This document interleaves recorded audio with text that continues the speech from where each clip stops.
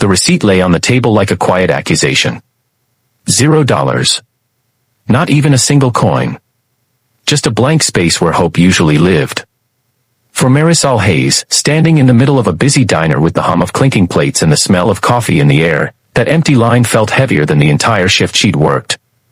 She took a slow breath, steadying herself, because this wasn't just about money, it was about another reminder that life rarely showed mercy to people already stretched thin. Before we go deeper into Marisol's story, if you believe in kindness, second chances, and the quiet power of doing the right thing, please take a moment to like this video, comment, share it with someone who needs hope today, and subscribe to Kindness Corner. And tell us in the comments, where are you watching from? Marisol was 27, a single mother doing her best to hold together a life that felt permanently one bill away from collapse. She worked double shifts at a classic roadside diner just outside Cedar Ridge, a town that lived somewhere between forgotten and overlooked. Her mornings began before sunrise, packing snacks and coloring books for her 4-year-old daughter, Ilara, who spent the day with a kind neighbor while Marisol poured coffee for strangers who rarely learned her name. She wore exhaustion like a second uniform, stitched invisibly into her apron. That afternoon had been especially long. The lunch rush blurred into late afternoon, and then came the man everyone noticed the moment he walked in. He didn't announce himself, didn't demand attention, but something about his presence shifted the room. He wore a tailored coat, carried himself with quiet authority, and spoke politely but sparingly. His name, printed on the credit card slip later, was Grant Hollowell, a name Marisol didn't recognize, though many in the world did. A billionaire, though she wouldn't learn that until much later. Marisol treated him like she treated everyone else. She refilled his coffee before he asked, brought his meal exactly as ordered, and checked in once more than usual because something about his distant gaze made her worry he might need something. He nodded, thanked her softly, and ate in silence. When he finished, he placed his utensils neatly together, slid out of the booth, and left without another word. When Marisol returned to clear the table, she saw the receipt. Total paid. Tip, $0. Her chest tightened, not with anger, but with that familiar sinking feeling. She thought about the grocery list taped to her fridge at home, the school supplies Ilara needed, the rent due in 10 days. She swallowed hard, reminding herself that kindness wasn't transactional. She wiped the table carefully, stacking the plate, when something stopped her.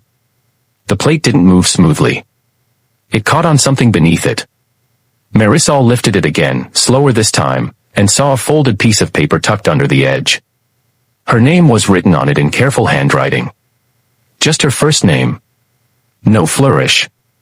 No explanation. Her heart began to race, not with fear, but with curiosity that felt almost sacred.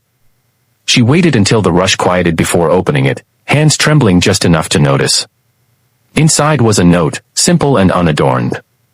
It spoke of observation, of noticing how she balanced a child's drawing tucked into her apron pocket, how she spoke gently to every customer, how she worked with dignity even when the day was unkind. It ended with a sentence that made her sit down in the booth, breath caught in her throat. This is not a tip. It's an opportunity. Tucked behind the note was a business card and a folded check.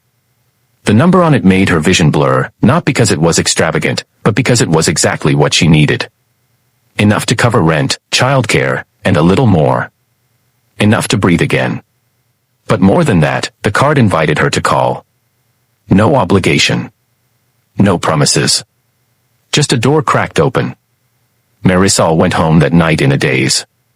She held Ilara a little longer than usual, listening to her chatter about the shapes she'd learned that day, feeling something unfamiliar bloom in her chest, possibility. The next morning, after dropping Ilara off, Marisol sat in her car for nearly 20 minutes before dialing the number. When someone answered, they didn't rush her. They listened. Weeks passed. Then months. Marisol didn't quit her job right away. She learned that Grant Hollowell ran a foundation focused on small-town businesses and overlooked talent. He believed dignity came from work, not handouts. The note had been his way of testing something, not her obedience, but her attention. Would she notice what others missed? She did. Through mentorship, training, and resources she never imagined having access to, Marisol discovered she had a knack for organization and leadership. The diner owner noticed too, offering her more responsibility. Eventually, with guidance and a modest grant from the foundation, Marisol helped modernize the diner's operations, turning it into a community hub that hired other parents juggling work and family. Years later, Marisol stood in the same diner, now brighter, busier, and filled with laughter. Ilara sat at the counter doing homework, safe and confident. Grant visited once a year, always sitting in the same booth, always leaving no tip, just a note. Each one reminded Marisol that the world doesn't always change loudly. Sometimes, it changes quietly, under a plate, waiting for someone who's paying attention.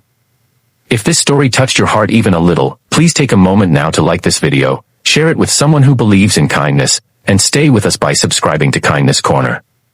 Your support helps stories like this reach people who need them. Before we end, we have a special request. Please comment below with one word that describes how this story made you feel. And tell us where you're watching from. Your words matter more than you know. Because sometimes, what looks like nothing changes everything.